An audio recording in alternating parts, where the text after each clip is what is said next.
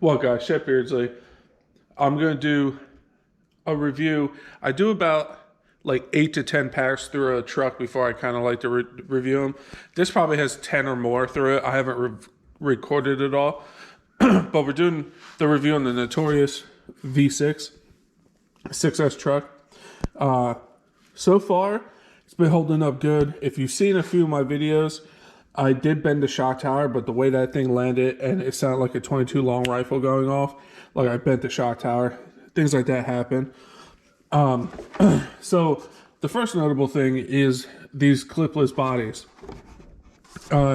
Honestly, it's never came off on me yet, but I did have an issue where after that one hit I had that bent the shock tower, which is justified, again, no fault to the truck. So what happened was, I'll set you guys up. So this is how they work, right? You push these down and it unclips. If you guys notice, I have 2 zip ties here to hold this. So the way this works is when you push this down, these metal things go back and they unclip, and it holds on fantastic. So I noticed if you crack here or anywhere near this thing, when you go to push this down, the whole mechanism moves. So it's real hard to get the body off. So I found that on the edge here, honestly, I'm calling this like a squish plate because this kind of squishes together in between the hole in the body. They should actually have screws or some kind of way to hold these further out, because as soon as I put zip ties here and here, I don't have the issue anymore. Again, it's because it cracked around here and up here. So when you push this mechanism down, the whole mechanism would move. So it wouldn't unlatch. But that's how I fix it. Haven't had an issue since. And if you're not as hard on trucks as I am, you probably wouldn't have this issue. But I just figured that's worth pointing out because, you know, like, hey. And obviously, when I bent the shock tower, it moved the body post. So it was hard to get off then too, which obviously that's going to happen. You bend it. But just making a note of that, I just did, like I said, 2 little holes on the edges there, and it hasn't moved since, and it comes on and off real easy. There's another part that I replaced myself, because obviously I have a bunch of trucks and stuff. So I noticed after a couple of runs, my steering wasn't like going all the way in one direction, like it was shorter. And I noticed this is the link that comes onto the truck. So it goes from the servo horn to the servo saver, which is fantastic. It's metal. The servo saver is great and all, but this is a weak point. If you notice, see how it's bent? It's like permanently bent, and this is just a solid piece of plastic. So I noticed I didn't have full throw because of that. So what I did, so see, that's where it should go. What I did is I had this part from a HPI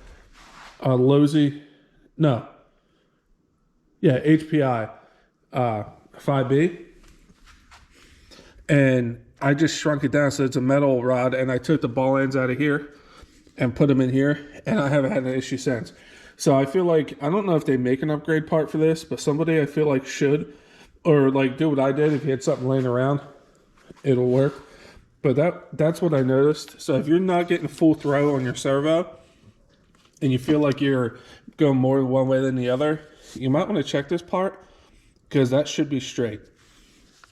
I did swap out the servo, but I didn't have to. This is the stock servo that came with it. I just had, when I was working on this, I had this servo laying around. It's a Power Hobby, and I'm a fan of those. So I was like, I have it out, I might as well just swap it. This servo's still good. Other than that,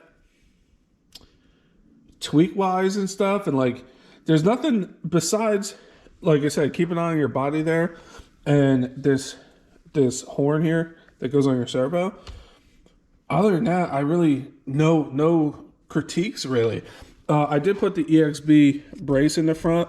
I haven't ran it with that yet, but I didn't need to, but I had it, so I was like, might as well just toss it in there. We did break an arm, which is to be expected with a bad landing. If you guys seen that video, horrible landing, no fault to the truck. Other than that, and bending the shock tower, no big deal. And again, go back and watch that last video and listen real close. When you hear that hit, it makes sense. Other than that, chassis has been holding up great. This thing does standing backflips out of the box. I really don't think it really needs anything. The servo was just something I had laying around, and that link. The biggest thing I think you should look into is this link here. Find something that'll work for you, because I don't know if I'm the only one, but that's something to look out for. As for back here, this metal plate I think was genius, because if you notice, my ramp I made has a pretty intense like boom, so they tend to bottom out. And on the bigger rigs, I ripped that off, like on my Mega Creighton over there, or the Outcast would do it. I used to do it at the pit too, and they would catch and rip off. That being metal, haven't had an issue with it. Again, out of the box of things, you literally toss a 6S pack or 2 3S, and you're good. I've been running the Ovonics 6,000 mile 120C packs. They fit in here fantastic, and dude, I'm telling you, this thing is quickly becoming my go-to 6S basher. It really is. And M2C has upgrades for it. Go check it out. I was gonna go with the shock tower for M2C, and those came out I think the day I ordered these. And there's some trucks I kind of want to keep stock just for the stock look, but if I do it again, I'll go M2C. I'm big. I love their stuff. So if you want, you can deck this thing out. But it honestly, bone stock out of the box, super impressive truck.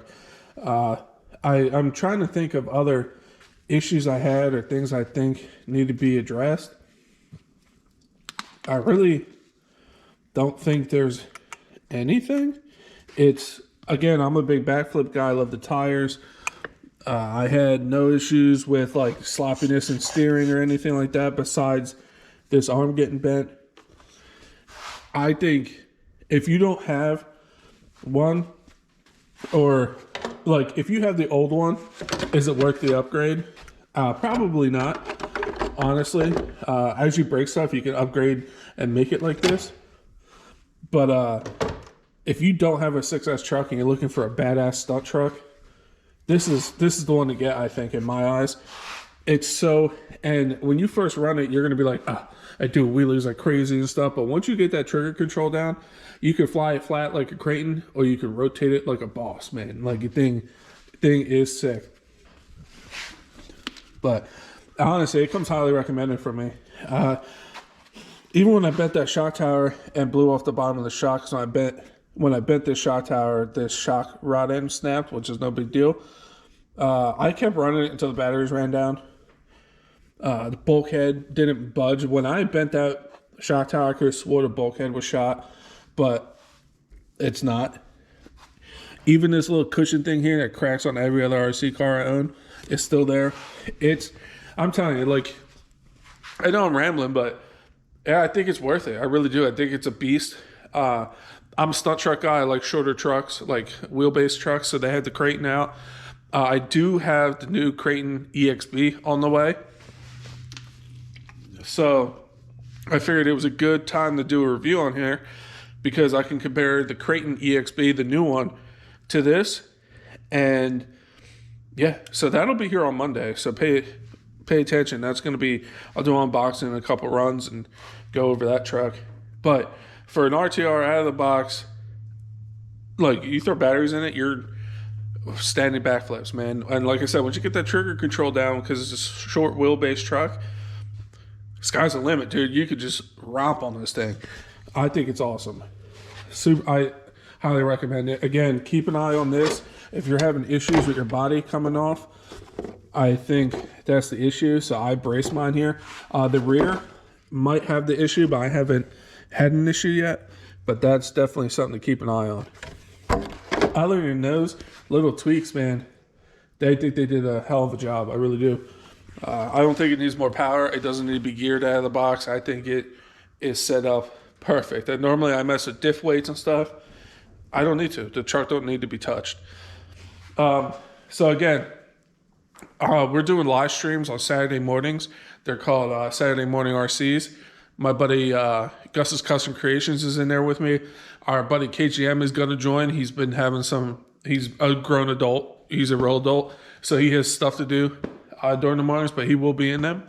So if you're watching this when this comes out before 9 o'clock Eastern Standard Time in the morning, we'll be live. So come hang out with us, man. We're going to be wrenching and talking and just having a good time.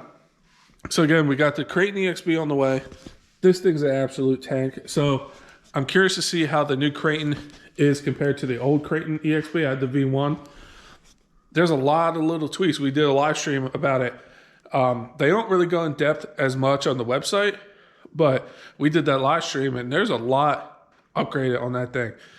Besides the aluminum bulkheads, everybody just points that out. There's a lot of little tweaks from the other versions, which I'm pumped to get in the shop, and we'll give it a good test. So if you're on the fence about the Notorious V6, don't be. I think it's an absolute animal. Complete beast. So like and subscribe. Run a video next week. Unboxing next week of the new Creighton.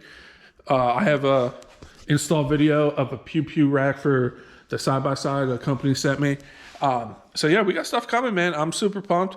Come hang out with us in the live streams. Saturday morning RCs on Saturday morning at 9 a.m. Eastern Standard Time. Come hang out with us, man.